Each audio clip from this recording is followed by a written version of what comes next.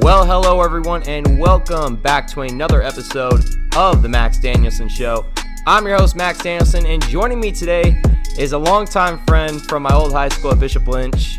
He goes currently to Mississippi State and was once a part of the BL baseball team. That is Mr. Will Haynes. Will, welcome onto the show, my man. How's it going, Max? Thank you for having me. No problem, man. Of course, being here on Thanksgiving weekend, get to see a lot of people that you haven't seen in a while, so it's good to finally talk to you again.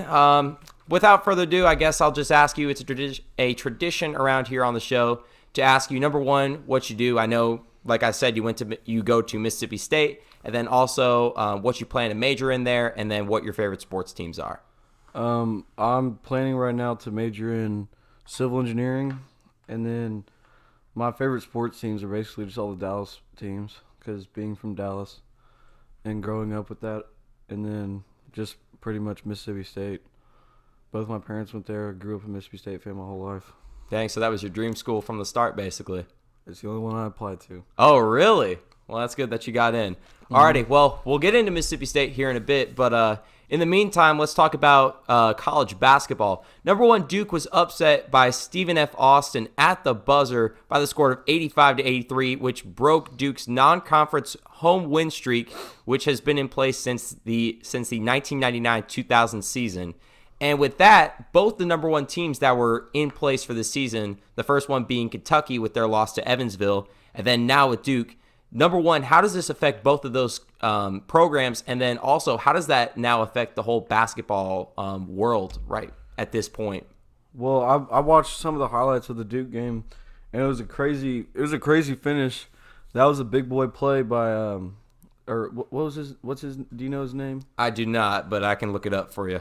That was a big boy play at the end to get that steal and then take it end to end, and then the layup to win the game.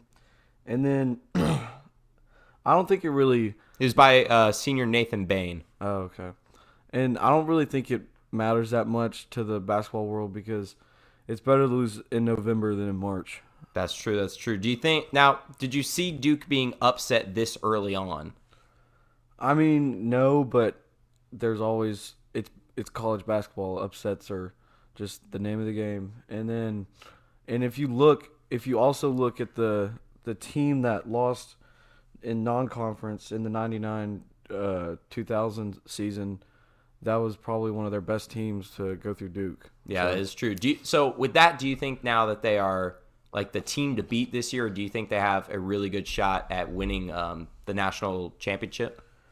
I mean, I haven't looked at them like very hard, but obviously they restock very well every year.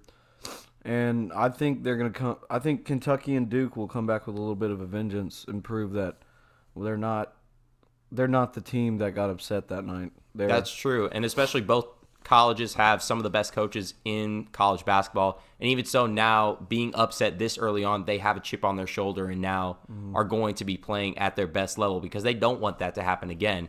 And speaking of another big upset, Virginia Tech upset number 3 Michigan State 71-66.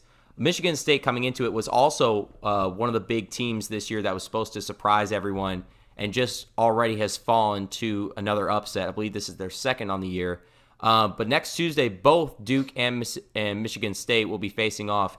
And I want to ask you what your prediction of that game will be. Do you think Duke's going to come out on top, or do you think Michigan State is going to find a way to bounce back?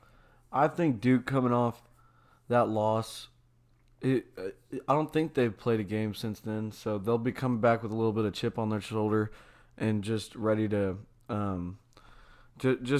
go out there and in Michigan State losing twice to no-name teams. Like, I think that looks just bad on the program. They're probably not at a good place with their program right now, but you never know. Yeah, it seems like starting off the year they were predicted to be one of the better teams and now have kind of just, I wouldn't say fallen off the face of the earth, but definitely have dropped in stock for college basketball. Yeah. But then today in college basketball, Michigan won the Battle for Atlantis against a blowout win to Gonzaga, 82-64. Of course, Michigan has always been one of the big powerhouse schools in college basketball, and it was I wouldn't say it's undoubtedly they were going to win it, but they have a great shot, of course, going into wherever tournament they may be. I definitely think Michigan will be a tournament team this year. I think they're gonna shock people and get up to like a 3 seed. Dang, that is a very high prediction. But then again, it is Michigan, so you never know. And then we'll move on here to college football. Arizona State upset number 6 Oregon by the score of 31-28. And Arizona State's quarterback had one heck of a day, went 22 for 33, 408 yards, and 3 touchdowns. And then for that, the question is, what happened to Oregon? I mean, even though Arizona State played one heck of a game that night, for being a number 6 team and looking for that college football playoff, that last spot in it, this definitely is not good for them. No, it's not good at all. I honestly think Oregon was ranked a little too high because they really haven't had a big matchup. But it's a good win for Arizona State and their head coach. It's a good statement win, and because he's kind of over there at Arizona State right now. It's like, will he succeed? Will he fail? And it's 50-50, and I think this win will set them in the right direction. Definitely, especially coming off of a win against a Power 5 team. I mean, Oregon for the past couple years has been one of the big teams to beat in college football. And like you said, this year, I think that is a really good point that they have been overrated throughout the year. I remember coming into it, I want to say they were, what was their original? I want to say their original seeding was in the top 10 coming into the season. But, I mean, this season, it's been definitely an up and down battle. Of course, they're going to be bowl eligible. I mean, heck, they're going to maybe drop, 4 places maybe even more considering the fact that Arizona State was unranked. But we'll just have to see how that plays out. And then also, number 2, Ohio State secured the Big Ten title game with a win over number 8, Penn State, by the score of 28-17. And I want to ask you now, with Ohio State, number 1, getting the Big Ten championship game under their belt, and now have kind of the rest of the year a relaxation until that game plays out. I want to ask you, how do you predict them going into A, the bowl games, and B, the college football playoff? I think in the college football playoff they'll lose in the semifinal because it's probably either going to end up being if LSU beats Georgia, it's probably going to end up being Alabama in that 4 spot. If Alabama beats Auburn, and I think Alabama not being in the conference title game, they're gonna come off of that with with a little chip on their shoulder and just trying to prove to people that they should have won that night in Tuscaloosa versus LSU. Now, going on about LSU, this is a recurring topic on the podcast here. I want to ask you about Joe Burrow and what you think about him. Do you think he is the top Heisman candidate for this year? And if so, or really even so, moving on further about that, how do you think his draft stock's going to be for the NFL? I think he's the Heisman winner because I've seen him live twice, and he just makes crazy stuff happen. He just pulls stuff out of his butt and just finds a way to win. He's the main reason why they are number 2 in the nation right now.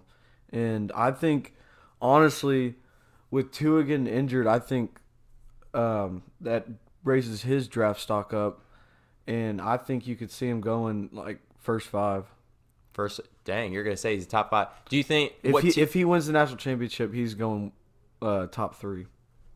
Yeah, I mean, I want to ask you then, what team do you think is going to take him? Because there are some teams of course, the Cardinals are going to be down. And I don't even know, do you think at this point the Bengals are going to give up on Andy Dalton? Or are they just going to wait for him to get back on to where he was and then reinsert him into the organization?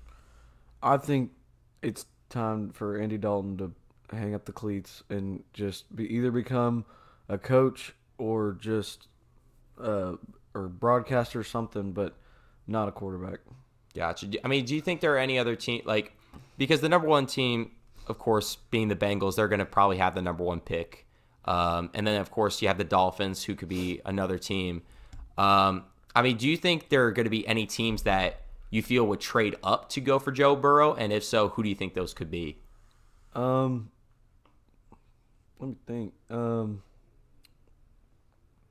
Well, if Cam Newton, his injury doesn't settle I could see, or no, never mind. They got Rosen, and then you could maybe see, maybe somebody like the Steelers come out of nowhere. Yeah, that and could be pick definitely up, one because it all Joe depends, Burrow. I guess, how Big Ben decides if it's time to hang him up or if he wants to keep going. And even so, I mean, Big Ben is still a great quarterback in the NFL, but he's nothing what he used to be. Yeah. But that's definitely another team that I could see pulling that off.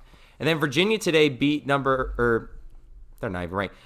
Virginia beat Virginia Tech for the first time since 2003 to secure the ACC title game 39-30. I don't know if you watched this game at all, but overall it was a really good game by Virginia. Of course, Virginia Tech over the past couple years has also made a name for themselves. They've kind of been a bottom feeder team for a while, but then as of recency, they've really jumped up in and I keep saying this, jumped up in their college football stock and have really become another team I would say a dark horse team out of the ACC. I mean, Virginia, I would never expect them to be in the ACC title game, but I mean, hey, it's college football. Anything can happen. That's very true. And then, of course, the one topic that you were waiting for, you knew we had to talk about that. It's the Egg Bowl and Ole Miss losing to Mississippi State by the score of 20-21. And that whole dog peeing celebration, that backfire that all happened. Of course, you were at the game, so I'm going to let you take it away on your analysis for it. Well, any big game in Davis Wade Stadium is going to be a good one because you have all the cowbells ringing and you can barely hear yourself think. And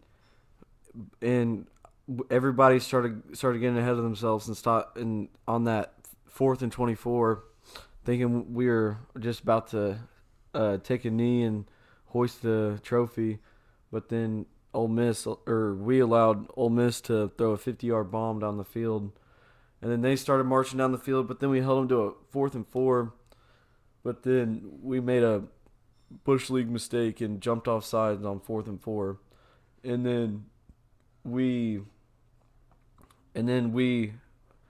get them. I think they scored that on 3rd down, and I was like, oh my gosh, we're going to overtime. And then he pulled that celebration off, and then they first said it was going to be on the kickoff, and then he was like, oh, never mind, we're doing it to the what's it called, field goal. And then when he missed it, the place went insane. Yeah, I saw that. Number one, I mean, that was an insane game to watch. I was watching the tail end of that, and I saw him do that, and I was like, that is going to come back and bite them. And then, of course, that happened, and we'll get into a little bit more about the whole kicker thing that's been going on with the NFL as of recently. But now it's another tradition here on the show that I ask you some of the biggest predictions for college football this week. And, of course, I got to start off with probably one of the biggest rivalries in college football. That is number 2 Ohio State playing at number 10 Michigan in Ann Arbor. I don't think that'll be close. Really? It hasn't been close for years, and even Michigan, so with it being in Ann Arbor. Yeah, Michigan is just they've never truly ever since Jim Harbaugh got there, he hasn't truly proven himself as a big game. He can't really win the big games, and so that's why I think it's not going to be close. Now, I do want to warn you, this has happened in the past. We had 2 weeks in a row where people said that teams were going to get blown out, and it turns out that they got upset. One of my first guests, which was Cody Goggins, he predicted Wisconsin blowing out Illinois State, and then that whole thing happened. And then another guest afterwards, Austin Coe, predicted that Texas was going to beat TCU and that Oklahoma was going to beat Kansas State. So that might come back to bite you, but I definitely agree with you. I think Ohio State's going to win this one. I would love to see Michigan beat Ohio State and get the talks out of the air of Ohio State being the best team in the nation, which they're definitely not because LSU is more battle-tested than them. But, hey, whatever happens. Very true. All right, next game, the Battle of the North. Number 13, Wisconsin at number 9, Minnesota. I think Minnesota – or where is it? It's going to be in Minnesota. Yeah, I think Minnesota pulls that out. It's going to be close. I definitely see that, yeah. I think that's going to be a low-scoring game. Definitely can be. Next one we got. This is a game you were talking about earlier. Number 5, Alabama at number 16, Auburn. I've been to Auburn, and it gets crazy in their stadium, but I think the thing that would make Alabama lose is their freshman quarterback, just inexperience. And then but if he can prove that he's battle tested, then I think they pull off the victory. But if his freshman inexperience comes in, then I think Auburn wins the football game. All right, next game we got here, Oregon State at number 14, Oregon. Oregon is going to win that one easily.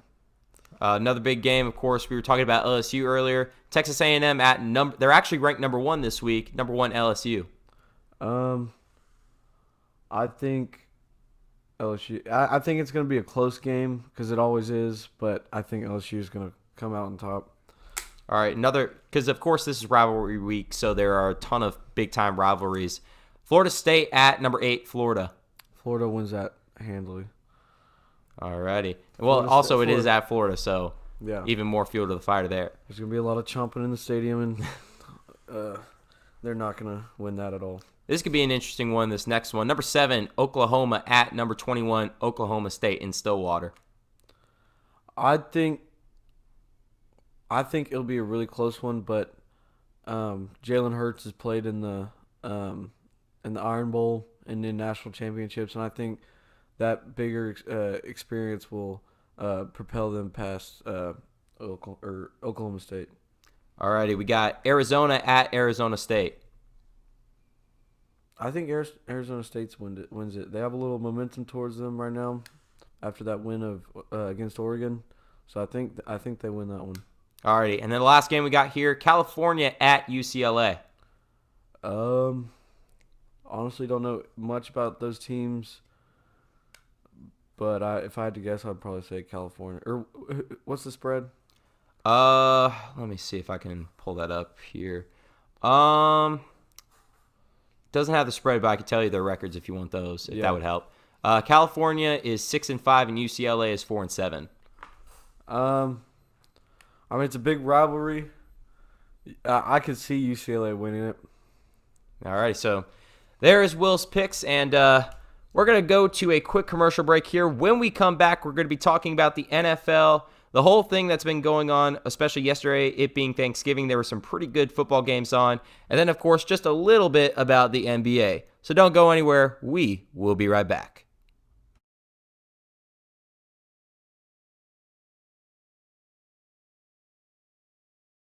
The Max Danielsen Show is proud to announce Gage's Granite as an official sponsor for the Saturday podcast.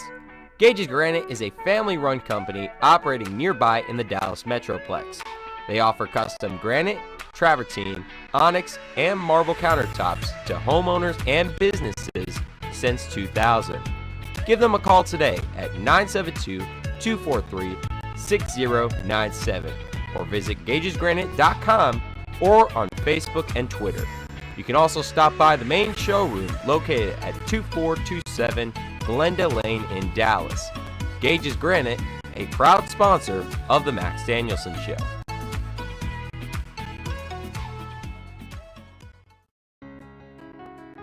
Hey guys, this is Jason with Lacrosse Monkey. Are you looking for a place to shop for your next athletic season? Monkey Sports is here to help. Whether you're looking for baseball, hockey, or lacrosse gear, if you can dream it, we've got it. We provide both the latest and best on the market equipment for your athlete. Stop by and visit us at 105 West Bethany Drive, right off of US 75 in Allen. Monkey Sports, a proud sponsor of the Max Danielsen Show.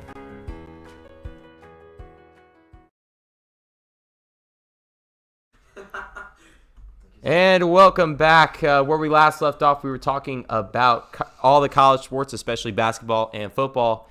And now going on, we'll turn to the professional side of football. 49ers, are they asserting themselves as a big team? Of course, last week they crushed the Green Bay Packers 37-8.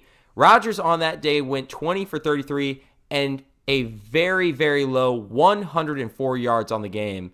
Before we get into that game, I want to ask you, what do you think so far of the 49ers, and do you think that they are really the big team to beat this year? The 49ers are shocking everybody right now because nobody really expected them to do much this year. But Jimmy Garoppolo is carrying that team to what's their record right now? Right now, they are, let's see here, they just got, so I'm pretty sure 9-1. 9-1. He's putting the team on his back. He probably needs a chiropractor for all his back pain. And I don't think that. Sorry, they're 10-1. 10-1. I don't think they're the team to beat this year. Honestly, I think what Lamar Jackson is doing with the Ravens right now. I think they're the best team in the NFL, and then right behind them, you have the Patriots. If the Patriots can figure out their O-line, I think it's going to be those are the two teams. Now, I definitely, I don't know if I 100% agree on the Ravens. I do think that, of course, Lamar Jackson, we'll get into him in just a little bit, so I want to save that for now. I mean, the Ravens are playing some top-tier football, of course, but I definitely think otherwise from that is definitely going to be the Patriots, and that's the one thing that I was talking about earlier on one of my other podcasts was about how the difference between the 49ers and the Patriots and why everyone considers the Patriots the number one team versus the 49ers the number two team, and that's because the Patriots have proven in the past why they deserve that number one spot. Of course, Tom Brady, easily probably maybe one of the greatest quarterbacks, maybe the greatest quarterback to ever play in the National Football League. And then, of course, you have guys on their team like Julian Edelman. They have, of course, like you said, a pretty good O-line, and as well, their defense. I mean, their defense definitely has downgraded since, of course, when they let go of Malcolm Butler and all that. And they've definitely been an on and off team on the defensive side. But the offensive side, they got Mohamed Sanu just a couple weeks ago, which is very, very big for them. I see you want to say something. I honestly think this year it's completely flipped. I think their defense this year is really. You think them. The defense? Yes, because you look at it. The Cowboys score was 13-9, and I honestly think their defense is carrying them this year. And then, I mean, definitely that game, the defense played extremely, extremely well. I think their O-line has troubles, and once they figure out their offense, they'll win the Super Bowl this year if they can figure out their offense, because their defense is it's kind of a flip from past years because more of the defense is kicking in for the Patriots. Now, I want to ask you a question. This news kind of broke just probably a month or so ago, and that was Tom Brady selling his house in New England. So I want to ask you, what do you think is going to happen? Do you think that Brady is considering leaving, or do you think he's really considering retiring from the NFL? I think if he wins a ring this year, he's probably hanging it up. You think it's going to be it? Yeah. If he doesn't, do you think he's going to still play? And do you think he would go to another team, or do you think he's just going to stick it out with the Patriots? I don't think there would be any reason for him to go to another team. I mean, what Bill Belichick and him have done with the Patriots is just remarkable, and I don't think he would ever leave the Patriots. But if he gets a ring, he's definitely retiring this year. And but if he doesn't, I think he has one more year left. And I definitely and I 100% agree with you on the whole Bill Belichick thing. What he's done with the Patriots is remarkable. I would consider him a top 3 coach of all time, of course, up there with Vince Lombardi and Tom Landry.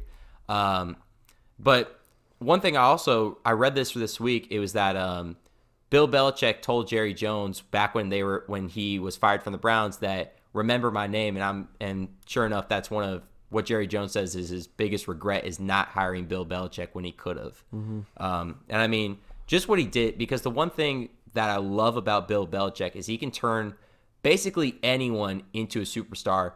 Like I mentioned earlier with Malcolm Butler and kind of how the defense lost a lot of star power when Butler left.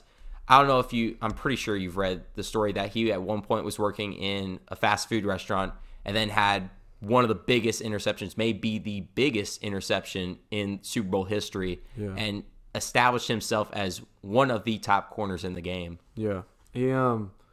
It's just amazing what he can do with people who are just kind of struggling and like finding their true potential and bringing it out of them. And I mean, Julian Edelman, great example right there. Like, he was a yeah, quarterback yeah, he in was a college, and they quarterback. turned him into this elite wide receiver in the NFL. yeah, and now Julian Edelman, I don't think barely anybody heard of him unless you were a fan of the team he played for, or your team was the team you liked was in the same conference. But I think he turned him into a low tier quarterback to a household name as Yeah. wide receiver. I mean, especially even so now that he has not only Edelman, but he also has Mohamed Sanu that they just traded for, which was extremely big when that news broke. But another big thing, and I think this is another key why the offense has been a little bit down also, like you said, this year, is because they lost Rob Gronkowski, and he was easily probably the top tight end besides Travis Kelce and George Kittle in the NFL. Yeah, that was a big loss for them, but I mean, props to him for because he had a lot of like mental issues, and he just needed to step away from the game, and I respect him for doing that because it can be really hard if you're just going through that much injuries and stuff, and it can be hard on you. And I think he did the right thing in my part. I definitely think that too. Going off of that whole thing that you talked about with the Cowboys game, the Cowboys lost a very, very close game to the Patriots, 13-9. That was the Patriots' 17th double-digit win in a row for them. And, of course, the number one thing, and I was talking about this on Twitter, with that whole tripping call, I think it was on Travis Frederick, if I'm not mistaken. Yeah, it was. Yeah, but, I mean, that was a very, very bad call. And this year, the refs have been terrible. I remember watching the Thanksgiving games yesterday, and they just got so many calls wrong and terrible. I remember there was, it was during the Cowboys game where it was a illegal use of hands, and the guy wasn't even close to his face. He was holding the shoulder pad. And I want to ask you, why do you think this year has been a humongous problem for NFL referees? I honestly think the league's getting soft, and the refs, they're just, because of the major hate and backfire that the refs got from the New Orleans game last year, I think they're scared to not call or to not make calls this year, so they're doubling down and calling even the littlest things that look I mean, like you could anything. see it when the Cowboys played the Saints in that one game. There were so many calls that probably should have been called, but they didn't want to do them because of that fear. And that is a humongous thing. But the worst part is there are some calls that, like, before the season, how many illegal use of hands calls have you seen? Barely any. Barely any. And that in the Cowboys Packers game, I know there were 2 of them. And then yesterday, I want to say there were 2 of them. Oh, I can't remember what. There was a really weird penalty that they did yesterday. I can't remember it. But we'll get into that game in a little bit. But honestly, in 2 tripping calls in one game, like, yeah, that's basically unheard of. And it was, what made me mad was that was a tripping call on on the biggest drive of the game. And especially if on you look 3rd back and on the 1, film, he barely even touched him. he was just doing his. He's just blocking. He was just pass doing set. what Yeah. he needs to do. Yeah. And I don't know why, but I really think this year the NFL has to do something about it because it's been building on and on, I think, every single year. I think it all dates back to, if you remember that whole thing where they had to bring in college football refs and they screwed that Seahawks-Packers game where it was that what should have been an interception, but they called it a touchdown. Yeah. So I think it's been building upon that each and every year. And even so, a lot of people are saying, oh, these teams get calls, but then the very next week you see them, all calls are going against. I think in that 49ers-Packers game for the first, I want to say 8 or 9 penalties, they were all on the Packers when there were a lot of questionable ones. But then going on with also the Cowboys, Dak Prescott has really been making a name for himself this season. Of course, after his rookie year, he kind of died down and he's been doing average, of course, but this year when he came onto the scene his first 3 games, he really blew it up even so, I know he did play really the Pop Warner teams of the NFL, let's be honest here, but still to be able to do that against NFL teams is remarkable in itself. And I want to ask you from that, do you think that Dak Prescott deserves that $30 to $40 million contract that he's asking for? Yeah, I think he does, because when you look at or honestly, he's one of the top. He's one of the top young quarterbacks in the league right now, and I think mainly this year he's finally being Definitely top young quarterback, for sure. top young quarterback. I wouldn't say he's one of the top quarterbacks, but he's definitely a top young quarterback. And especially, where'd he go? Mississippi State. There you go. And I think honestly this year he's finally being this year it's been all play call, like that he's finally got he's gotten the shown reins what more. he could do. And because the past 2 years they just put all the load on Elliott, and then Dak Prescott would only pass like 20 times a game, and then they would be down in the fourth quarter with 2 minutes left, and they'd be like, okay, now go throw 8 times in a row. Yeah, and especially and try then, to win the you game. didn't have much. You maybe had Cole Beasley, but then they went and got one of the probably the best receivers in the NFL, Amari Cooper, and then now they get to dish that out more, especially Michael Gallup's been playing out of his mind as of recently. And the Cowboys, they definitely have something brewing. I think they have one of the younger teams, but the biggest concern of mine is the whole contract thing. If they throw all this money at Dak, then they also have to throw that money at Amari. And then now you have so many more young guys, not only on, I'm pretty sure they got the O-line locked up for, I want to say at least 3 years, but on the defense, it's here and there where they have some guys like Vander Esch. Eventually they're going to have to re-sign him. They just locked up DeMarcus Lawrence, which is very, very big for them. And then at the end of the year, they'll probably have to re-sign Michael Bennett if they want to bring him back. And we'll talk about more so what Michael Bennett did when we get to the Thanksgiving game. But going on with the team that you say is the beat this year, the Ravens just pummeled the Rams by the score of 45-6. Lamar Jackson played one heck of a game, 15 for 20, 169 yards, threw for 5 touchdowns, and also had 95 rushing yards. And I believe he is, but I want to ask you, do you think he's going to be the MVP this year? He's definitely the MVP. The craziest stat that I've seen is the past like 2 or 3 games, they've only punted twice, and it was both on drives that RG3 was the quarterback. Yeah. That's just insane to me. Like that offense, they score on 56% of their drives. That's just insane. I mean, the one thing that Lamar Jackson reminds me of is that young Michael Vick that was coming out back in that 2004 season where he was just unstoppable. You never knew. And the one thing I love about Lamar Jackson's game is he's just very unpredictable. He could throw it down the field and throw absolute bombs. He can hit guys on slants 15, 20 yards out. And also, if he needs to, he can get out of the pocket and make something work on the ground. And that is just why he's asserted himself as one of the better quarterbacks. And even so, just a couple years ago, he was passed on, I want to say, was it 25 or 26 teams in the draft? Or no, he was the last pick in the first round. Yeah, he was the last one sitting there in the room. But I also think that his game, it seems like he's playing Madden out there. Like he's just putting up insane numbers that, like you said, have not been seen since like a young Michael Vick, and it's just crazy. I mean, going off there, we'll go to the first game of Thanksgiving, which was the Bears beating the Lions.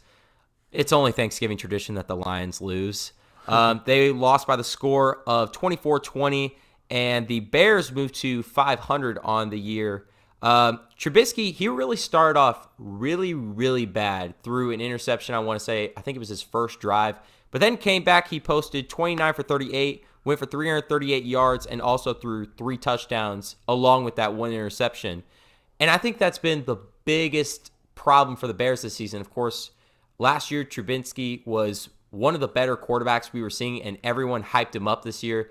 Everyone was saying he's going to be one of the top quarterbacks, not only in the NFC North, but as well in the NFC. And then this year, he just fell flat on his face. He has not done well. The Bears were projected to be one of the better teams, of course, having an amazing defense. The defense hasn't played the best that they can be playing, even though they have Khalil Mack, who's a generational talent. And even so, you have guys like Allen Robinson, who are decent receivers who have at least made a name for themselves in the NFL, and then David Montgomery, who has been playing a really, really nice rookie year for them.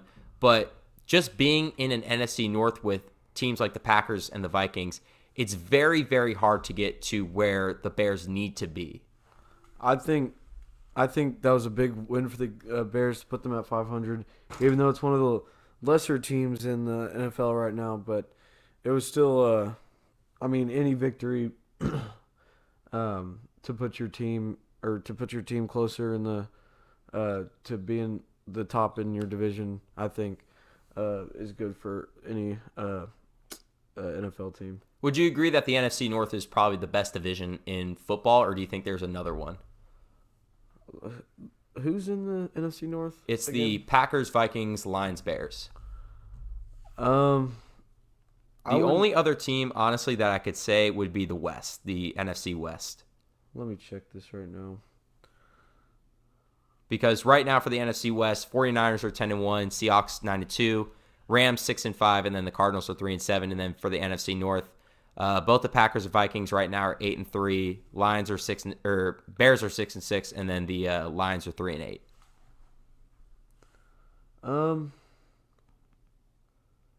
I honestly say with the West is the division, the hardest division this year, because you got San Francisco, Seattle, the Rams, and Arizona. Or Arizona's not the best ever, But then again, you do have the young quarterback of Kyler Murray, yeah, who's having a very sleeper season. He's not doing bad, but he's not doing good. Yeah, I'll put it that way. But definitely within the next year, especially if they get a high draft pick this year, that could really, really help them out. And then of course, they also, along with David Johnson, now got Kenyon Drake in that trade with Miami, which is going to be interesting to see how they divide up the touches between those two. But moving on to... Or can I say one more thing Yeah, about... go for it, man. Arizona, they're with that...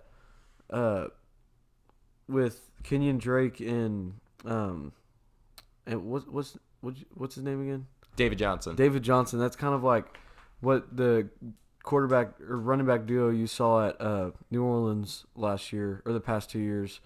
But hopefully it'll work out for him. Definitely. Do you think the Cardinals will be a team? Do you think, because the Cardinals have really been bottom dwellers since when they were in the Super Bowl, I want to say it was 2009 when they played the Steelers, and really then have been in mediocrity in the NFL. So I want to ask you, do you see the Cardinals in the future within the next 10 years possibly being contender, or do you think they're still going to be a bottom feeder team and be like, I'll just give an example here with the Astros, where they were a bottom feeder team for a decade and a half and then came out of the blue and are now the team to beat in the MLB? I think I wouldn't say next year. I think next year they'll end 500, but I think in 2 or 3 years, when Kyler Murray's got a couple years under his belt, and you have also, if Kenyon Drake stays and they sign him, and they can get some draft picks on the defense, I think you could see them being not winning the Super Bowl, but at least making it second and third in the second, third round in the playoffs. Yeah. Alrighty, next game I want to go on to. We were looking at it a little bit beforehand, and that is the Dallas Cowboys losing. I want to say, is it the 5th year in a row or 4th year? I think the last one was it was 5 years ago when they played the Panthers back in 2014. And this game, Zeke, like you said, they've really been pressuring him with basically running their entire offense in this game, rushed for 137 yards.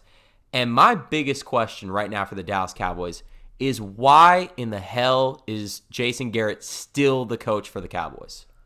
Honestly, that's what everybody in Dallas is saying. But I honestly think this is his last year, because he doesn't know what to do in big games, and it's just been repeated, or you've just seen it time and time again.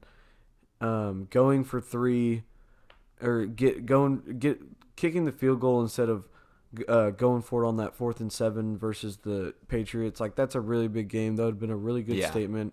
Because everybody says we're overrated because we've only beat teams who are under 500, and I feel like he should have taken a chance and gone for that 4th and 7, because you have Amari Cooper, Randall Cobb, Ezekiel Elliott, Michael Gallup, and I think or just dump it off to Witten like we've done for the past or however long he's been a Cowboy. I mean, this year he's definitely had, well, of course it's going to be his down year because, I mean, at this point he's a skeleton of what he once was. Yeah. Definitely, I 100% think he should be in the Hall of Fame. I think he deserves that. Oh, he's a lock for the Hall of Fame. Definitely. And then the big thing, and who do you think could be the coach next for the Cowboys? Because I think no matter where they go, it's going to be a step back. Because I'm seeing already, I don't think Urban Meyer's going to leave where he is right now.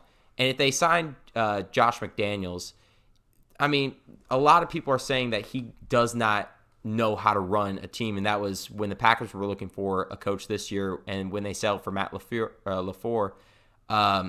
The one thing that everyone was like is don't get McDaniels because even though, yes, he's under the reign of Belichick and he kind of has that whole thing. I mean, you look at Matt Patricia for the Lions and what has he done besides, beat the Patriots that one time? And then now they're a bottom feeder team in the NFC North. I honestly think this is maybe a really far stretch, but I think we should pull Tony Romo in as our head coach because that actually, I could definitely see that. And I think that, especially hearing him in the broadcast booth, the one thing that he does that he does versus every other broadcaster is that he knows exactly when things are going to happen and he knows how to plan for it. He may have one of the smartest football IQs that pretty much has ever been in the game, and he knows that organization inside and out. And I think he would honestly be a good he would be a good head coach because he just knows so much about the game, and I feel like he would be a little risky, and like that's what we need in big games. You gotta risk it for the biscuit.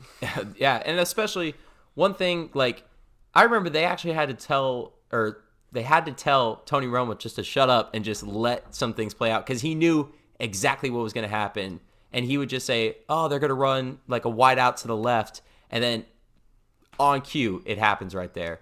And sometimes, of course, you'll see that with broadcasters. They'll say like, "Oh, like Michael Conforto is going to hit a home run this pitch," hits it. But Tony Romo, it's consistently that he knows what's going on. And I think that would be especially good for the Cowboys because not only can Tony Romo run an offense, but at the same time, and we saw this throughout his career, he knows how to read a defense. He knows how to find his wide receivers. He knows how to make things happen, whether that be, and especially even so, he was there in the rookie year for both Dak and Zeke. So he knows how to make those guys work. Yeah, and that's just years and years of watching film. Like honestly, he knows what's gonna like you said. He knows what every person's doing on every single play, and he just in his quarterback mindset, he knows how to read the defense. He knows what the weaknesses are, what the strengths are, where to go with it, and honestly, I think that would be a really smart decision if we pulled him in because he's already loved by everyone of Dallas. Yeah. If you don't love him, you're just get out of Dallas. Everyone loves him but hates Jessica Simpson. Yeah. And I think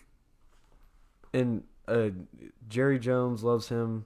They have a good relationship, so I don't think there would be any drama between them. No, heck no. And then it would just be a smart decision. I definitely, the more like you talk about that, I definitely agree with that. I think that would be and not only because that would definitely jumpstart something for, not only would that be able to rejuvenate a young team, but it also bring in a lot of revenue because, I mean, Tony Romo is a household name here in Dallas. Everyone knows him. I still will be driving down in Dallas and see at least one or two Tony Romo jerseys every time I drive down there. Yeah. I mean, that's the name and the impact he left on the city of Dallas.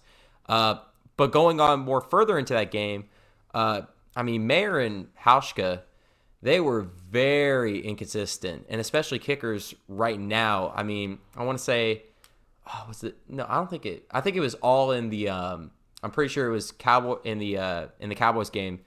Oh, how many? I want to say there were 3-4 missed PATs or field goals. I'm pretty sure. I mean, there were a lot of miscues, and especially it was mainly Hauschka at the start, and then that one. field goal at the end of the end of the first half that was tipped for Mayer. I don't know if it's the special teams coach who needs to be fired, or they don't, or it's their work ethic in practice, but something needs to be changed for the kickers, because they're one of the it's one of the most important positions on the field, because it can make or break a game, basically, when it comes down to it all. And especially we saw that not with only the Bears last year. Yeah, Cody Parkey there. And especially not only that, but the holders also have a very, very big role in that. You have to place the ball wherever it needs to be. You got to line it to the laces going towards the field goal. If you put it towards the kicker, it's going to be shanked either left or right. Yeah, so there is a humongous – and the one – and I've said it on this podcast before, I have a soft spot in my heart for Pat McAfee. Love his podcast. Love what he does. He has a very, very high football IQ. And he talked about, and I remember on one of his podcasts, he was talking about how much pressure both the kicker and the holder have on it, because that's basically what you do. You maybe have 2 or 3 of those a game, and you are called into the game. If you miss it, then you're like, well, crap, I just screwed up my team for the rest of the game. Yeah, when that happens, you have 2 or 3 shots, and if you mess up, it can either make you the most hated that's how it was in Chicago, or the most loved person. Before it was it was the next week after they got rid of Cody Parkey. They actually outside the stadium had I'm pretty sure it was brought by Coors Light, but they were like having fans kick field goals to see if they could do it, and I'm pretty sure maybe 1 or 2 made it out of it was like 500 fans that did it. Beer for a year. Yeah, it was something like that. And then moving on a little bit past that, the last game on Thanksgiving was the New Orleans Saints clinching the NFC South with their win over the Atlanta Falcons, 26-18. Drew Brees, after his injury, has just looked like he hasn't missed a beat. He is playing dominant football like we once knew the Drew Brees, who is, in my opinion, one of the most underrated quarterbacks in the NFL, especially the arm that he has and, like we keep saying, the football IQ. Mm-hmm. I would say back a couple, in the past decade, the big quarterbacks with football IQ were Drew Brees, Tony Romo, and then Phillip Rivers. Those are my 3 top, or the guys with the highest IQ.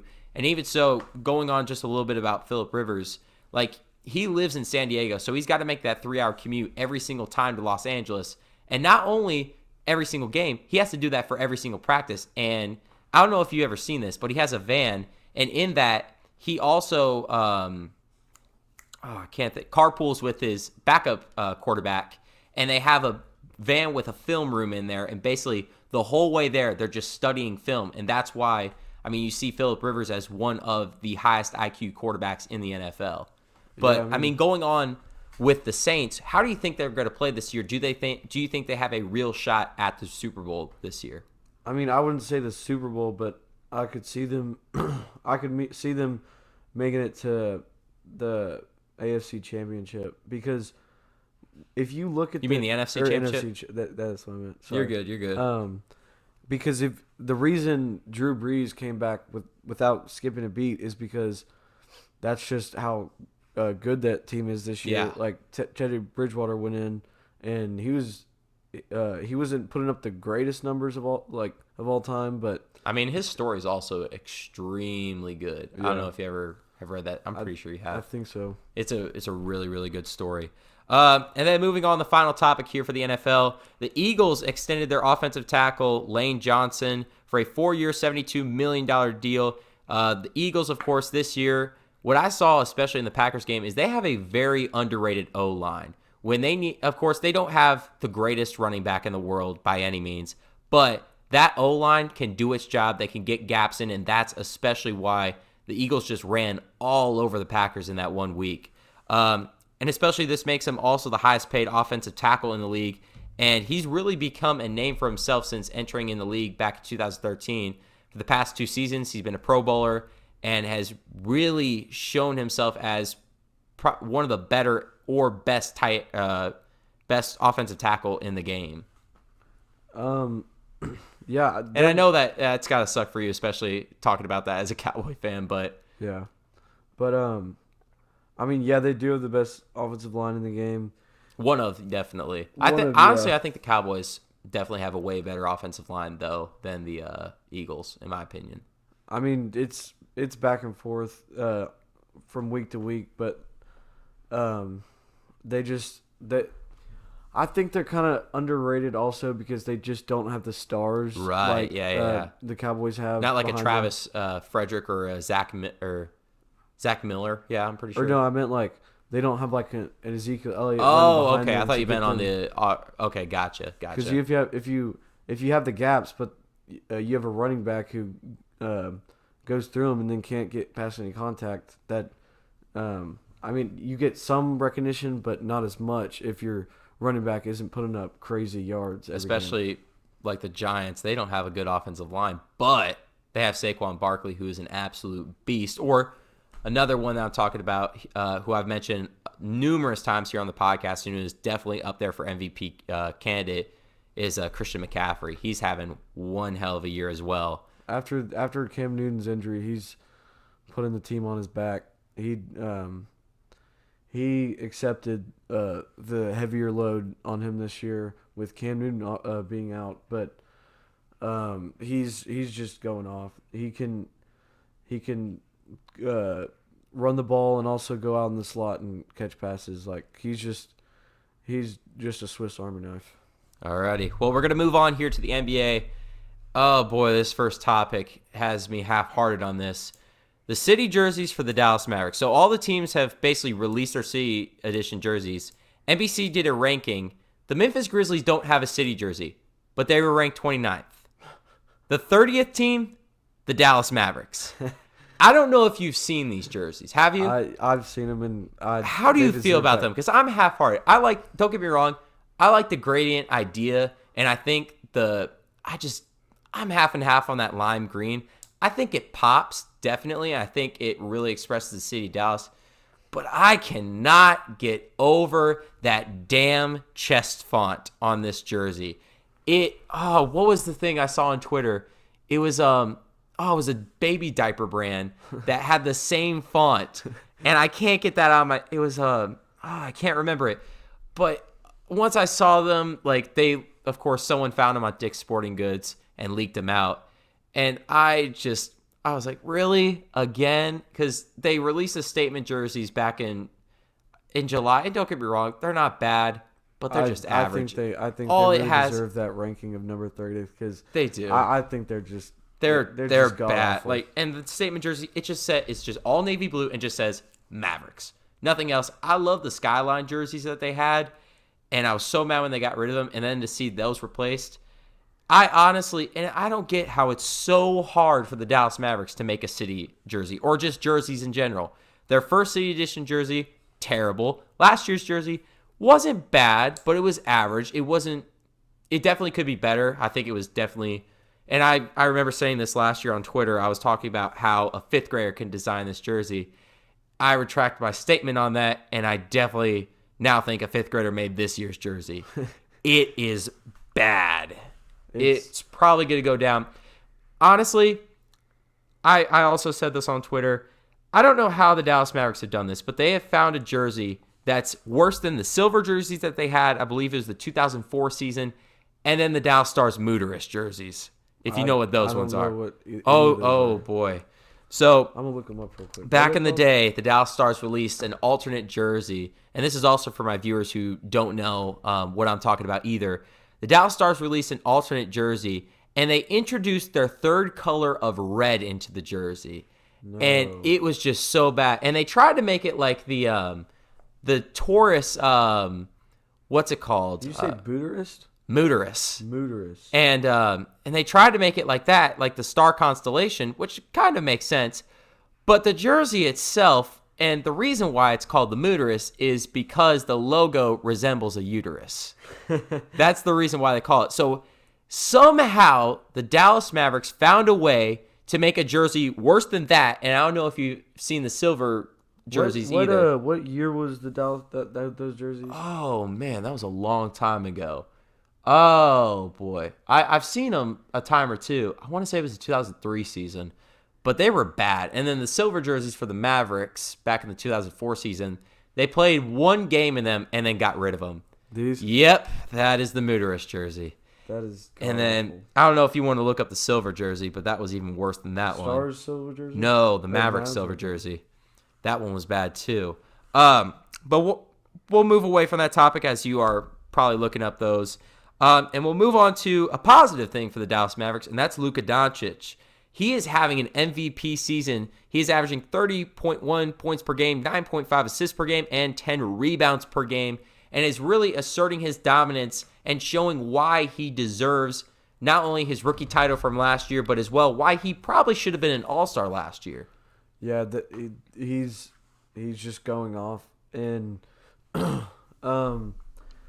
honestly, I'm so glad we traded Trae Young for him because, I mean, don't get me wrong, Trae Young's really good, but he's definitely been another great player. I mean, last year, very inconsistent, but then after the All-Star break, he really found his footing and is now really shown why he definitely is deserving of that number 2 player in that draft class. Yeah, and then and it definitely worked out for both teams. I mean, now the Hawks have a great young core, and even so, for the Mavericks, it works out because now you got 2 big-time stars in the DFW and possibly bringing in a third, which I hope personally is going to be Bradley Beal off the Wizards. But at this point, I have no clue what they could trade for him because their draft picks are gone because, of course, they shipped those not only to the Hawks back when they traded for Trae Young, but now also they gave up those Knicks. But I don't think this year they're really going to matter. So easily, Mavericks won that trade, even though they did give up my boy Dennis Smith Jr., who is one of my favorite players. And I'm so sad to see him there because he looks absolutely miserable in New York, and I don't blame him. They barely play him. They actually play Frank Ntilikina over him, which aggravates the hell out of me because I know Dennis Smith can be a good player, and why it didn't work here in Dallas is just because Rick Carlisle, and this is why Luka is better with Rick Carlisle, with him being at the point, is because Luka's not really a rookie. I mean, what he did in the EuroLeague, we have really never seen a guy do. He was nowhere near rookie. He was basically in his prime back when he was in the EuroLeagues. And coming into it, everyone had doubts. Of course, everyone does with a European player. Same thing they had for Kristaps and a lot of guys. But it's definitely shown why you should never, and especially what he did back in the EuroLeague, because when he was, I want to say, oh Lord, when he was 15, he won the championship, and then when he was 17 or 18, he won the EuroLeague MVP. Yeah, at 16, he was the youngest player to ever play against an NBA team. Yeah. And just looking at him like... And I actually even remember watching it because it was a preseason game. And I was like, dang, this kid is really good. And honestly, and it's crazy how he's putting up numbers that are better than LeBron's. And Magic Johnson. He's doing Magic things Johnson. that, I mean, he has done things like that. I know Oscar Robertson, LeBron, MJ, and Magic Johnson have all done in the rookie years, as well as he's up there with Russell Westbrook and Allen Iverson. It's insane to think just a few short seasons ago, the big thing was, it's going to be Dennis Smith and Mo Bamba leading the way for the Dallas Mavericks. And now they have Kristaps Porzingis, who hasn't really gotten his footing in the NBA. Of course, he's been out for 600-plus days with his ACL injury, and then now is starting to slowly but surely get his way back into the game. And then Luka is just leading the way for the Dallas Mavericks. Mm-hmm. But they are in a very, very stacked West, and especially going on with this very next team, I want to ask you, do you think that the Clippers are the team to beat in the West? I personally say yes, and that's because of the Mavericks' past 6 games. A lot of those games were against the top 6 teams. I know they beat the Nuggets, were very, very close with the Celtics and the Lakers, but then the only team that really blew them out was the Clippers. And the games that the Clippers have lost is when Kawhi Leonard nor Paul George were playing.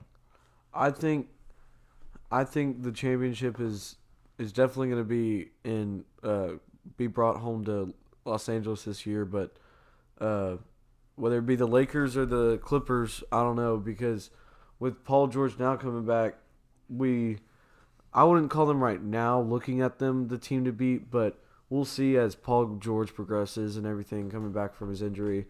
And but right now it's the LeBron and AD show. I mean, they're playing out of their mind too. I mean, that's the one thing that's now. Who do you think is going to be out of the East? Do you think it's going to be the Celtics? And how ironic would that be if it's Lakers Celtics finals appearance all over again back almost a decade? Jeez, that's insane to think that was a whole decade ago. Yeah, time flies. I think honestly, the Greek Freak is gonna finally make his first finals. I really hope he does. And I oh my gosh, it pains me that Donnie Nelson was about to pick him, but then Mark Cuban wanted to save $400K for Dwight Howard. So close. But then again, I don't think Giannis would have worked out for the Mavericks because how the Bucks developed him is the very key thing. And even so, like I saw this last year with when the Mavericks picked Kostas, his younger brother. I worked in the G League with him with the Texas Legends, and one thing is everyone compared him to how Giannis was with his body and that he was supposed to be even better than him. But just like Giannis when he came in, Kostas has a lot of problems. He is very, very inconsistent. He barely played much. He was a two-way guy. You have to be, of course, for the Mavericks. That is just a revenue right there with the last name Antetokounmpo. Yeah. But the one thing, and like the best thing for Kostas, not only now is he with the Lakers, which is an extremely good place to be mentored by LeBron James and Anthony Davis, two of the top players in the NBA, but as well, I just don't think the Mavericks historically have been good at developing guys besides Jason Kidd, Steve Nash, and then Dirk Nowitzki, and those guys were just, the offhand. But then you have guys like Jay Crowder, he's an average player in the league, but guys like Bernard James and Shane Larkin, who were supposed to be very, very good, but the Mavericks just couldn't develop. Yeah. Or even so, when the Mavericks brought in Lamar Odom and Rajon Rondo, and they were supposed to be pretty good, and then this whole thing turned out to be a very, very bad thing for them. So that is going to be it for now. We're going to go to another quick commercial break. When we come back, we are going to be talking about the MLB with the start of the offseason, a little bit of the NHL, and then some breaking news that came out of the Arena Football League. So don't go anywhere. We will be right back.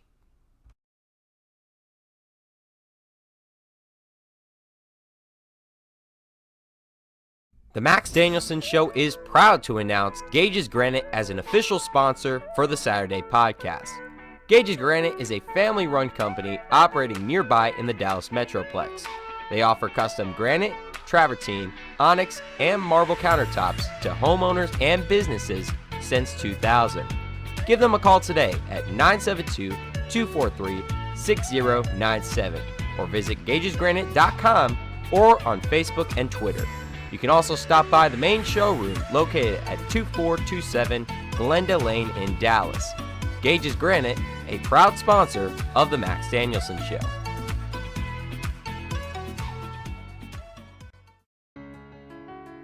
Hey guys, this is Jason with Lacrosse Monkey.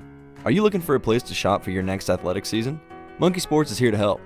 Whether you're looking for baseball, hockey, or lacrosse gear, if you can dream it, we've got it. We provide both the latest and best on the market equipment for your athlete. Stop by and visit us at 105 West Bethany Drive, right off of US 75 in Allen. Monkey Sports, a proud sponsor of the Max Danielsen Show.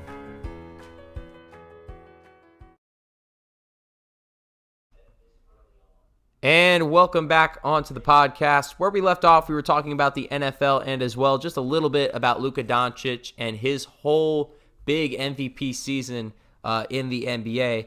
And moving on here, we're going to get into a little bit of the start of the offseason here for the MLB. The Chicago White Sox re-signed Jose Abreu, their big cornerstone in their organization, to a 3-year, $50 million deal, and they also got Yasmani Grandal from the Brewers for a 4-year, $73 million deal. I want to ask you what your thoughts on that are. I think that's a really good pickup for the White Sox, and I think you could possibly see them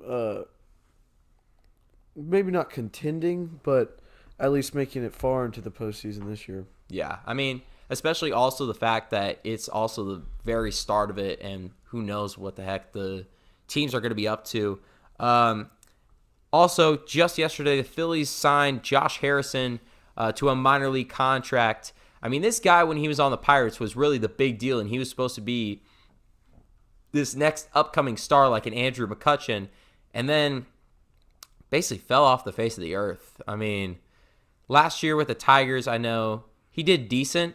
It wasn't great, don't get me wrong, but I mean, I don't know how to. I really hope, especially him going to the Phillies, he can make that comeback, especially with their new manager, Joe Girardi, leading the way and what he's been able to do for players. So I really hope that, and especially like last year that we saw Hunter Pence was signed to a minor league contract and then became the starting DH in the All-Star game. I think him being put in the minor league will kind of be like an awakening and almost make him want to work harder for it and everything. Yeah. So I think we could see him not become an all-star like Hunter Pence, but just becoming somebody who we see highlights from on like ESPN, but not like great. Yeah. And speaking while we're on the Rangers, they signed Twins pitcher Kyle Gibson to an undisclosed contract. I want to ask you, do you think this is a very underrated signing for the Rangers? Because last year, I mean, Kyle Gibson had a pretty decent year for the Twins. He was one of their main guys out of the rotation. And then especially, not only is he being added onto a rotation with Lance Lynn and then Mike Minor, but as well a very, very young bullpen of the Rangers that's, yes, inconsistent, but has a lot of potential. I think we honestly need to hire a new pitching coach, because I feel like with our young bullpen and with our rotation, they could use a little bit better development in their game, in their inconsistencies.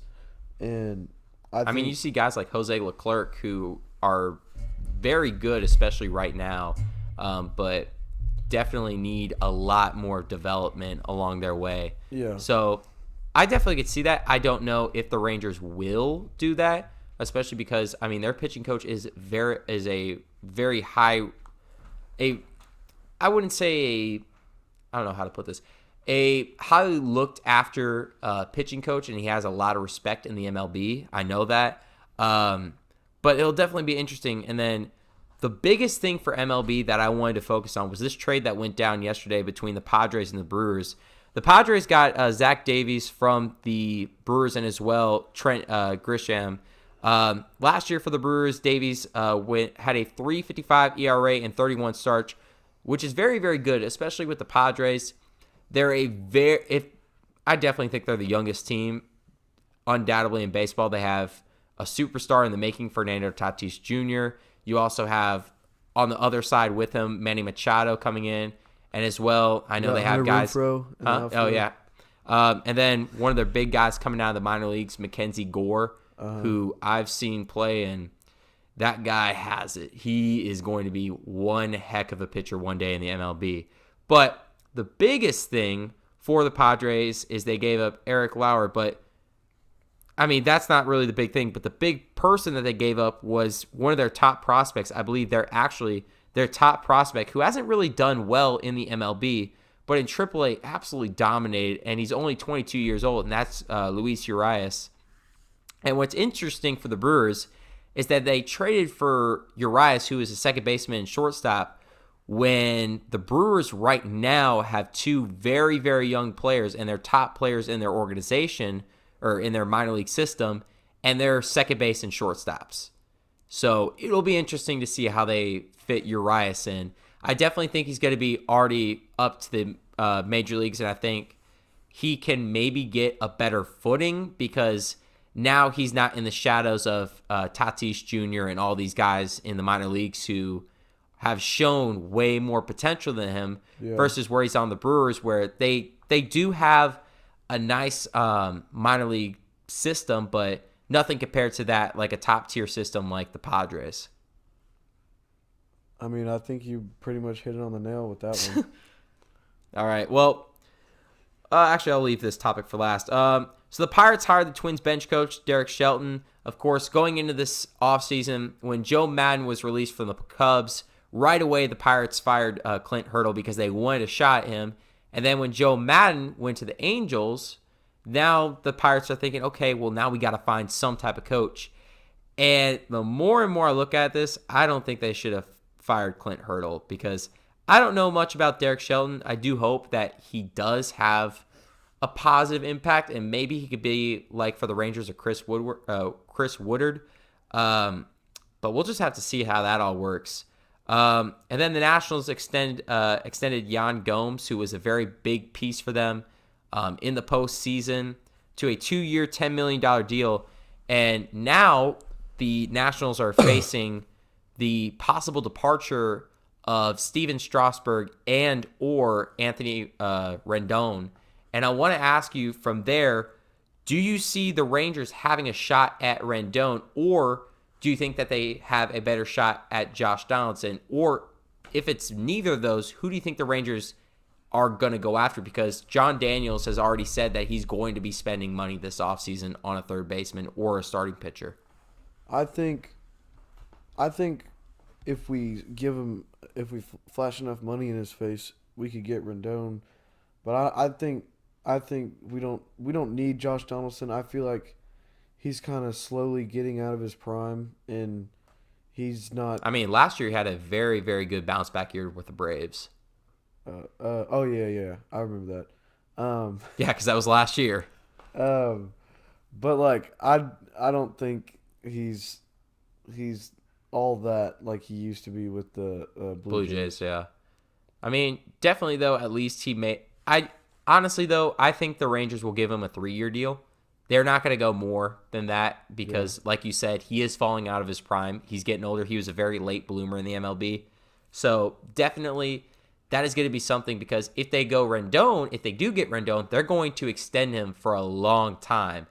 And my biggest concern about that is in the past, what's happened to players when they've extended them for that long. What I mean by that, Prince Fielder got injured, career-ending injury, and then they signed Sin-Shu Chu, which still to this day, I have no clue why they gave him a 7-year deal. And he's not a bad player for the Rangers, but he's nowhere near the money they threw at him. I mean, he wasn't like great, but he was consistent. Yeah, and that's the one thing at least. Well, I mean, this year he was a little bit inconsistent, but years prior he's at least been consistent. He's not been like the top-notch guy that he should be, but I mean, the one thing that I would like to refer to the movie Moneyball is he gets on base and that gets wins. Yeah. So we'll move on. On base, you can't score runs. Very true. We'll move on here to the NHL. The Stars' 12-game point streak ended on Tuesday versus the Chicago Blackhawks with a loss of 3-0. And I mean, this season for the Stars was definitely a down at the very start. At one point, they were 1-8 on the year and really have came back to be considered one of the top teams in the NHL like they were predicted to in the start of the season. So I don't know how much you followed with the Stars, but I want to ask you, with that knowledge that I just told you, I want to ask, what are your thoughts so far for the Stars, and how do you think they stand a chance for this postseason? And if you have been following, who do you think, what do you think the Stars really need? I think it was just a slow start. I mean, teams have them, but as honestly with hockey, baseball, and basketball, it's all about who gets hot at the right time. Right. And I mean, you saw that with the St. Louis Blues last year. Yeah, and I think if like us now getting hot, if we can just keep it until the postseason, I feel like we could pull off being in the Stanley Cup. Yeah. I don't know how much of a chance we have for actually like winning it. I mean, the one thing that honestly the Stars need, and they've needed forever, is their defense. And even so, I get they do have Miro Heiskanen, who's becoming one of the up-and-coming younger players in the NHL, and then you have an established defenseman of John Klingberg, and even so, guys like Steven Johns, but that's not enough. Once Heiskanen and Klimberger out of the rotation, they go on to their next line. You have Steven Johns, and then what else? That's pretty much it. And that was the big thing why the Blues beat the Stars in that Game 7 last year. And the problem hasn't been with Bishop, even though, yes, he is made of glass bones and he's extremely injury prone. He gets your job done. I mean, last year he had 50 saves in the game, and they still didn't win because the Stars' defense is so inconsistent. I feel like in recent years we've spent more money on offense rather than defense. 100%. 100%. 100%. I mean, this offseason they went and got Corey Perry and Joe Pavelski, who are really two offensive players. Now, of course, they aren't what they used to be back when it was like if it was 2015 of those two guys, those are humongous ads. And then they went and got Alex Radulov the year before and Jason Spezza. I mean, they have really focused on the offense more so. And even so, I mean, getting Ben Bishop a couple years ago, that secures the goaltending problem that they have with Kari Lehtinen, which I don't want to go back to. Nobody ever wants to go back to I mean, that. he was don't get me wrong, there were years where he was really, really good. But then once he wrote off those years, he got bad. Yeah. I mean, I don't even know if I don't think he's in the NHL at all. I think he's playing in Sweden somewhere. But he was just so bad for the Stars the past couple of years. And they threw so much money at him. And I know $5 million, like in every other league, is very, very small. But for NHL, like the highest paid contract is like $10 million, and that's very excessive. I mean, $5 million for a goaltender, that's a lot of money, especially for a backup that they had him last year. I feel like the Dallas, all of the Dallas teams throw money at people they really shouldn't. And I mean, you want to talk about a team that doesn't do that is the Mavericks. I mean, they don't do anything in free agency. Sometimes they sign people, not in free agency, but people we already have to. Yeah, I mean that's true. I mean that's the one thing that they had this summer. They're like, we got Kristaps Porzingis. I'm like, we already traded for him. We had him to begin with. Yeah. And then you had, I mean, a perfect duo would have been having Pat Beverly on your team. Yeah. And then they just said, you know what, we're gonna go for. Oh God, I do not long. Do you remember that whole thing with the Miami Heat trade, right?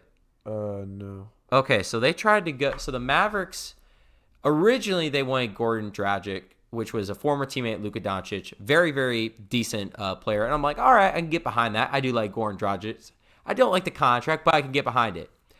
So then it turns out that they were going for Derek. What was it? No, Derek Jones Jr. and Kelly Olynyk. And I'm like, why? And because everything got so messed up and the trade fell through. And then it later came out that originally the Mavericks wanted both those guys. Yeah. And it's bad because Kelly Olynyk, they traded beforehand to get Shane Larkin. I'm pretty sure that was that year, which was a terrible trade overall. And then Derek Jones Jr., yeah, he's got athleticism and all, and he, was in a dunk contest, I want to say last year. But that's it. He's a G League talent. And that was, oh man, that's the one thing. And for my viewers, if you follow me on Twitter, you know that I will bash the Dallas Mavericks when it comes free agency. I will be on Twitter constantly just commenting how annoying it is to be a Mavericks fan. His timeline gets very long during Mavericks. Yeah, I have noticed also that my followers have slowly but surely been going away. Maybe one or two. I know a couple people have unfollowed me because of, what was my rant a couple weeks ago? It was something about the Packers. No, it was the Packers game. And I went on like this 10 tweet rant because I was just so annoyed with the Packers at this point.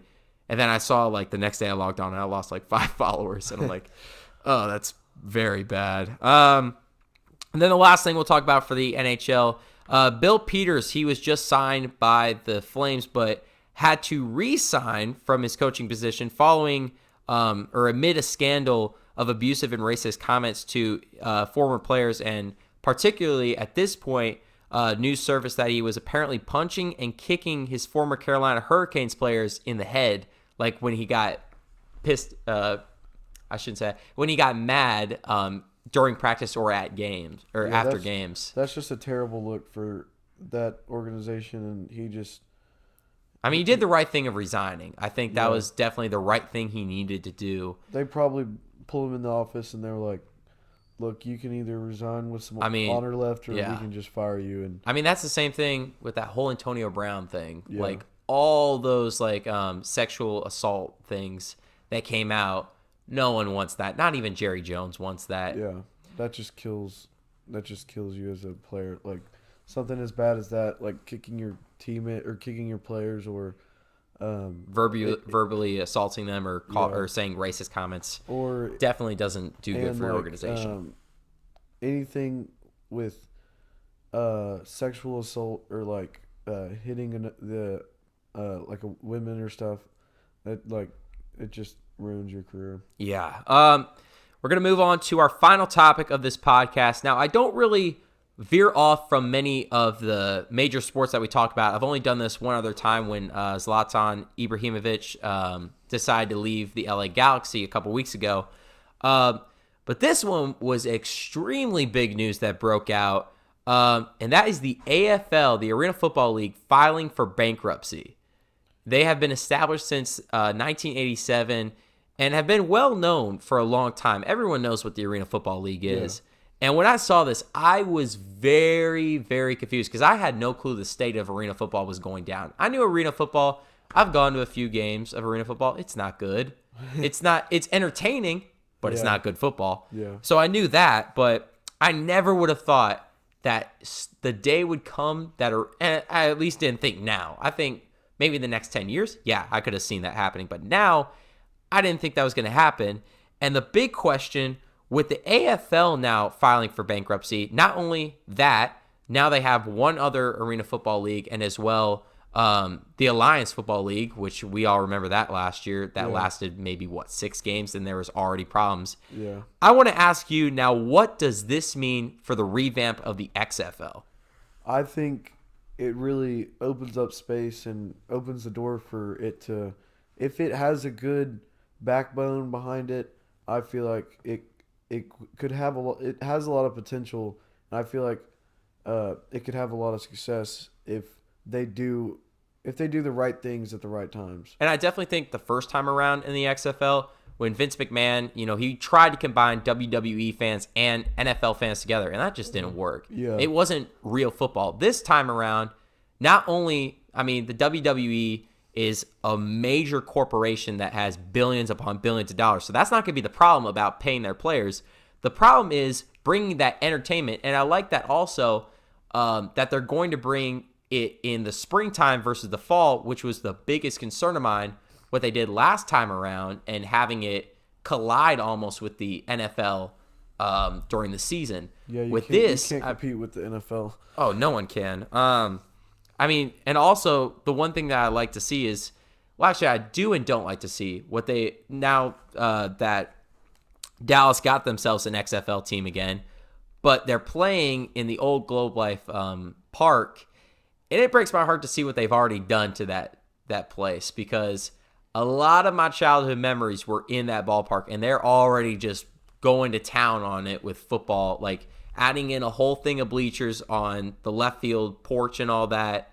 I don't know how I feel about it. And the worst part is, what happens then if the XFL fails? Now what do you have to do? And I thought automatically when I was told that the Rangers were getting a brand new ballpark is, okay, tear that down, get some parking, because that is one big problem that I've had in the past at Globe Life Field is the parking there. It's horrendous. I almost have to drive a mile away from the stadium just to find some reasonably priced parking. It's still $20. I think if the XFL fails, it could be either used as parking, like you said, or just mainly a concert. I think it definitely will be. And so I guess we'll revert back to MLB a little bit with this. How do you feel about this new stadium? Because I know both of us, we're both Ranger fans. We grew up as Ranger fans. We had many, many memories in that ballpark, especially with them going to the World Series in 2010 and 2011. I know especially I was a little bit irritated when this all came out that that the Rangers were getting a brand new ballpark. I think it's great that they're getting AC and a roof, but at the same time, you have a ballpark like Globe Life Field that's one of the best in the MLB. Looks definitely a 10 out of 10 there. Mm-hmm. I mean, it's a true ballpark. And the only problem, and I still don't understand why, though, that they didn't think about that, because Minute Maid Park was built in that same time period, and they decided to put a roof on it. So then why don't you do that in the heart of Dallas, especially when you know that, hey, it's going to be like 100 degrees out in the summer? Yeah, I feel like, honestly, with this new stadium, we're honestly competing with Minute Maid Park. And I mean, don't get me wrong, the new stadium looks freaking awesome. I don't like the design, because if you really, you don't like the design? If you really look at it, it's basically just. I mean, Minute yes, Maid it Park is a replica 2.0. of Minute Maid Park, and basically. It just looks like, oh, we're just trying. We're using all our effort to try and be like them. Like, I see a lot of Chase Field and Globe Life, or not Globe Life, Minute Maid Park in that whole thing. It kind of makes us looks like the little brother of Texas baseball. Yeah. When originally, I mean, heck, I could honestly argue that, I mean, Globe Life Field is better than Minute Maid. Yeah. And we went there for when we were back with Bishop Lynch to watch a couple college baseball games there. And don't get me wrong, beautiful ballpark, but nothing compares to that of Globe Life. Yeah, just like the energy of Globe Life Park was amazing. Another thing I thought of, they're getting rid of that hill now. There's not going to be that hill in the new ballpark. Oh yeah, in center field, which is a big part of Ranger baseball. Yeah, it's iconic, and you're not going to have the fireworks and the. That'll be interesting how they do that. And that'll be a little bit interesting. And then that's the best part of whenever they hit the home run. You have the I think it's all natural or something like that. Yeah. Or that music playing. Oh, from the natural. Yeah. Yeah, or that natural. Yeah, that's what I meant. And that was probably one of the best baseball movies, maybe the greatest baseball movie of all time. That's debatable, but I mean, it's very debatable. Don't get me wrong, but I'm just saying that's my pick. Well, actually, no, I say my pick's 42. That's my favorite baseball movie of all time. They did a great job with that. I was actually really surprised when I saw that, because I thought it was going to be like a documentary, but then I was like, damn, they actually did a really good job about that. Well, I think this is going to end this podcast. Will, thank you for coming on. You were easily probably one of my best. I'm going to say this. Sorry, prior guests, but you were definitely my best guest so far. Thank you, Max. I will definitely say that. And it's also my longest episode, almost an hour 30. And it's tradition, I ask my guests if they have any final words or if anything else they want to say. No, I don't have anything else to say. That's it? No final remarks? No go Bulldogs? No anything? I'll give a little Hail State. Hail State. All right. Sounds good. Well, thank y'all for watching. From myself, Max Danielsen, have a pleasant good morning, a good afternoon, or good evening to you, wherever or whenever you may be watching. Thanks, y'all, and see you next week.